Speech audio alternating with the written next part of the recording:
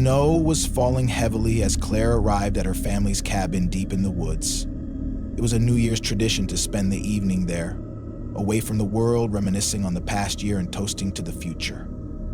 This year was different, though. It was the first without her parents. They had passed away suddenly in a car accident months earlier, and Claire almost canceled the trip. But tradition was tradition, and it felt wrong to break it. The cabin looked the same as ever, its wooden frame lit by the warm, flickering glow of the fireplace she had started earlier. She unpacked quickly, eager to fill the quiet with anything but the thoughts swirling in her head.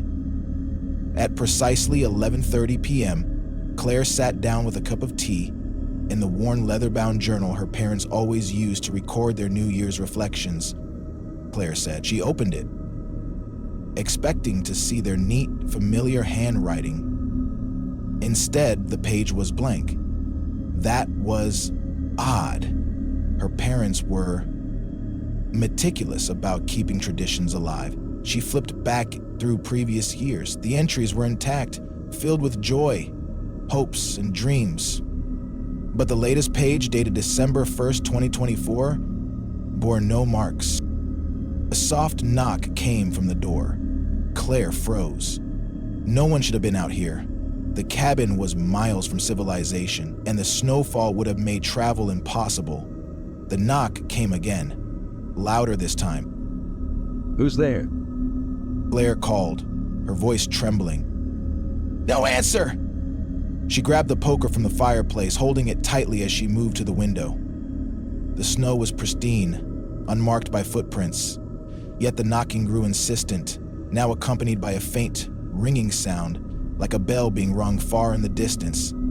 Claire's pulse quickened. She swung open the door, but no one was there. Only the howling wind and the darkness beyond. When she returned to the journal, she gasped. The blank page was no longer empty. Words had appeared, scrawled in jagged, uneven handwriting. "Do not stay for midnight." The fire flickered violently and the room grew cold. Claire slammed the book shut, her hands trembling. She checked the clock. 11:45 p.m. Outside, the bells ringing grew louder, as if drawing nearer. Claire tried to convince herself it was a trick of the wind, a figment of her imagination. Then she heard the footsteps. They were heavy, deliberate, crunching on the snow-covered porch. Her breath hitched as she stared at the door, the poker gripped tightly in her hand.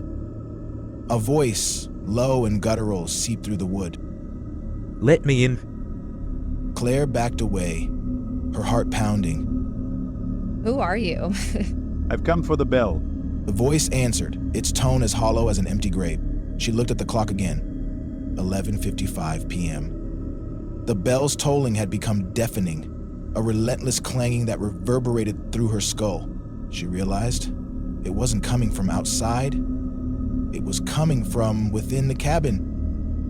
Claire turned toward the fireplace, and there it was. A massive, ancient bell hanging where her parents' mantel clock used to be. The surface was dark, etched with symbols she didn't recognize. It rang again, and her vision blurred. She stumbled forward, covering her ears, but the sound pierced through her flesh and bone. The voice came again, closer this time, though the door had not opened. "Let me in, Claire." No. She screamed, her voice drowned out by the bell's relentless tolling.